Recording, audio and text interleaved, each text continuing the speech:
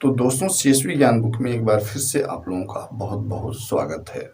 दोस्तों पीएम आवास योजना को लेकर यहाँ पर एक बहुत बड़ी अपडेट आई है और अपडेट क्या आई है आप लोग स्क्रीन पर देख रहे हैं कि यहाँ पर लिखा गया है कि ग्राम पंचायतों के अब सचिव ही खुद करेंगे सर्वे। अभी तक क्या होता था, तो गांव के प्रधान और सचिव ही मिलकर पात्र लाभार्थियों का चयन करते थे, सर्वे करते थे कि गांव में अभी कितने लोग जो कच्चे मकान या झोपड़ी में रह रहे हैं। लेकिन ये व्यवस्था अब खत्म कर दी गई है। अब यहाँ पर आप लोग देख रहे हैं कि ग्राम पंचायतों के सचिव ही अब करेंगे सर्वे। इसका मतलब ये हुआ कि ग्राम प्रधान के बिना ही अब ग्राम के जो सचिव हैं, सेक्रेटरी हैं, वो सर्वे करेंगे कि तो इससे ये स्पष्ट होता है कि ग्राम प्रधान की भूमिका थी पीएम आवास में, वो खत्म कर दी गई है। तो कैसे खत्म कर दी गई, मैं आगे आप लोगों को बता रहा हूँ कि इसमें क्या क्या बदलाव किए गए हैं सर्वे में। ठीक है, तो यहाँ पर देखिए सीधे लिखा गया है कि पीएम आवास योजना के लिए अब पात्र लोगों से आवेदन या फॉर्म भरवाने की कोई ज़रूरत नहीं है। तो दोस्तों ये जो ऑफलाइन फॉर्म होता है, पहले क्या होता था कि जब सर्वे होता था उसमें ऑफलाइन फॉर्म भरवाया जाता था, लेकिन उस फॉर्म को अब यहाँ पर बंद कर दिया गया, उस पर रोक लगा दी गई है कि अब ये ऑफलाइन जो फॉर्म होता है ये फॉर्म नहीं भरा जाएगा। इसमें अब ग्राम सचिव जाकर पता करेंगे कौन लोग पात्र हैं, वो अपने रजिस्टर में उनका नाम दर्ज करेंगे, इसके बाद और ऑनलाइन जो है आवेदन करेंगे। यहाँ अब ऑफलाइन का कोई अर्थ ही नहीं निकल रहा है। ठीक है, तो दोस्तों जब ऑफलाइन फॉर्म नहीं भरे जाएंगे तो उस पे प्रधान की कोई भूमिका नहीं होगी। तो क्योंकि जब ऑफलाइन फॉर्म भरा जाता था तो उसमें क्या होता था कि प्रधान की साइन होती है, प्रधान की साइन भी होती थी। लेकिन अगर ये फॉर्म नहीं भरा जाएगा तो यहाँ पर प्रधान की जो भी भूमिका थी पहले, ठीक है, बगैर प्रधान के साइन के ये फॉर्म जो है सबमिट नहीं होते थे, ब्लॉक पर जमा नहीं होते थे। लेकिन अब वही फॉर्म जब बंद कर दिया जाएगा तो यहाँ पर प्रधान से कोई लेना देना नहीं है, यानी जो भी सर्वे सर्वा यहाँ होंगे अब ग्राम सचिव होंगे केवल पीएम आवास योजना के लिए।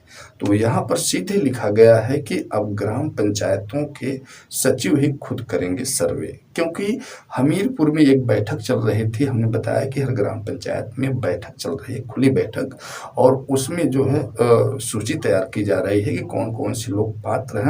लेकिन उसमें क्या किया गया कि उसमें ऑफलाइन फॉर्म भी भरा जाने लगा। तो किसी ने वहाँ पर ग्राम्य विकास विभाग में जो है से जो शिकायत कर दिया कि यहाँ पर जो है ऑफलाइन फॉर्म भी भरे जा रहे हैं। तो इस पर तुरंत एक्शन लिया गया और इस पर जो है रोक लगा दी गई है कि अब ये जो ऑफलाइन फॉर्म होते हैं उसको नहीं भरा जाएगा। ठीक है, आप ऑफलाइन फॉर्म भर के आवेदन नहीं कर सकते। ठीक है, तो दोस्तों चलिए मैं अब आगे आप लोगों को बताता हूं इसमें क्या क्या बदलाव किए गए। और तो अब आप लोग इस पे देखिए कि शासन ने आवेदन या फॉर्म भरवाने पर लगाई रोक। ठीक है, शासन ने ग्राम पंचायत सचिवों को बड़ी जिम्मेदारी दी है। पहली बार पीएम आवास योजना के तहत आवेदन या फॉर्म भरवाने की व्यवस्था पर अब रोक लगा दी गई है। ग्राम्य विकास आयुक्त ने आवास प्लस के सर्वेक्षण में गरीबों से आवेदन लेने या फॉर्म भरवाने पर तत्काल रोक लगाई है। ठीक है, इसमें ये तत्काल रोक लगा दी गई है कि अब कोई भी सचिव जो है गरीबों से, यानी जो लोग झोपड़ी में रह रहे हैं, जो पात्र लाभार्थी, उनसे कोई भी फॉर्म भरवाया नहीं जाएगा। ठीक है, अगर ये फॉर्म भरवाया जाएगा तो इस पर प्रधान की साइन जरूर होगी, उनका हस्ताक्षर जरूर होगा। ठीक है, तो इस तरह से मुझे तो ये लग रहा है कि प्रधान की जो भी भूमिका थी वो पूरी तरह से खत्म कर दी गई है। अब सेक्रेटरी यानी ग्राम के सचिव जो हैं वही सर्वे करेंगे और लिस्ट बनाएंगे, वही सर्वे करेंगे और लिस्ट बनाकर जो है ऑनलाइन उसका आवेदन करेंगे। ठीक है, साथ ही कड़ी हिदायत भी दी गई है कि अगर सर्वेक्षण के दौरान कोई भी अफसर या कर्मचारी आवेदन पत्र या फॉर्म भरवाता है तो उसके खिलाफ बड़ा एक्शन लिया जाएगा। यहाँ पर सीधे लिखा गया है कि अगर कोई भी कर्मचारी अगर ऐसा करता है यानी फॉर्म भरवाता है तो उसके खिलाफ तुरंत एक्शन लिया जाएगा बहुत, और इसमें कार्रवाई भी की जाएगी। तो दोस्तों आगे देखिए, शिकायत पर आयुक्त ने लिया एक्शन।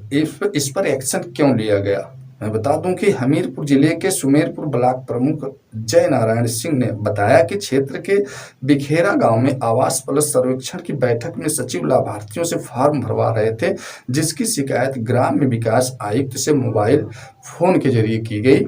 और बताया गया कि शिकायत पर एक्शन लेते हुए आयुक्त ने सभी जिलाधिकारियों को लेटर भी जारी कर दिया कि आवेदन फॉर्म जो है अब ना भरवाया जाए, उस पर पूरी तरह से रोक लगा दी गई है।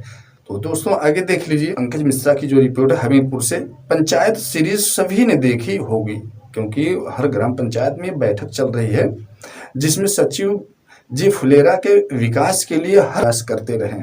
अब उत्तर प्रदेश में भी सचिव जी की पावर को बढ़ा दिया गया है, इनकी ताकत को, इनके अधिकार को बढ़ा दिया गया है। अब उत्तर प्रदेश की ग्राम